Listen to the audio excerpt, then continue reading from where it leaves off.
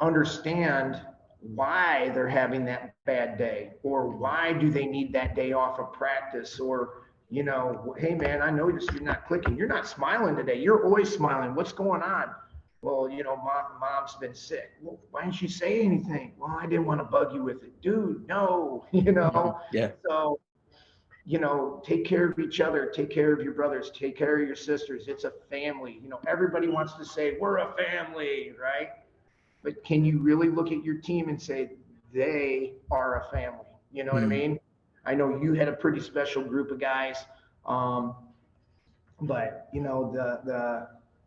the ability to get these kids to understand, that you're there for them, but not just act like it, but really be there truly for that, and everybody on your coaching staff, and then picking your leaders, whether you're picking the leaders or you watch the kids pick the leaders. Yeah. And are they the good leaders? Go What's ahead. fascinating about that is when you talk about, bring it to me, let me process it for you, let me figure out what's going to work for you.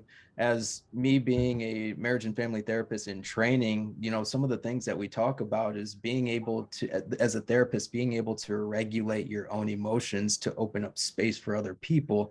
And when you were talking about how you had to kind of move away from, the wrestling head or assistant football, you now have gathered your ability to regulate other people because you've been able to regulate yourself by decreasing the stress. And so I'm sure, if you can go into explain how it's been from, an athlete who may not have a strong support system, have you seen that play out to you being able to open up that spaces for those type of athletes?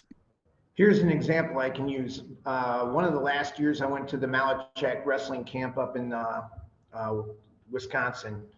Uh, I took 20 kids. Well, I took 20 of us, me being one of the kids, I guess. So I was the adult on charge, right? So I took 20 athletes with me, or 19 athletes. I was the 20th. We sat in our suite at this water park, on one of our open sessions, and we had a kumbaya moment. And I just looked around and said, guys, tell the group something that nobody would ever know about your life. I had three kids, and the first kid came out open with it, and like, I don't even know who my dad is. Wow. And then this, and then we found out that 19 out of the 20 of us had broken homes, including myself, right? Where parents, are split, or Mm-hmm. we had three kids and didn't even know who their dad was. Never met them, never knew, don't even know their name, right? That opened up a whole can of a whole new step back and go, we got to do something different here, right? So stuff like that is the big, it's like, we got to do team bonding. We got to do, icebreakers, right? Which that's what it was, but it was a legitimate moment because we had 20 of us crying like 2-year-olds that peed their pants on the playground. You know what I Yeah. mean? Because it was awesome. I mean, it was a defining moment of guys truly together in one spot for each other. That's awesome. Like I got goosebumps now that you've told me that, because I didn't know about that. And it's literally you're having I don't know, a group therapy session, and you can't quote it as therapy, but essentially it's we're going to come to the table and just dump all of our crap, and this is what it is.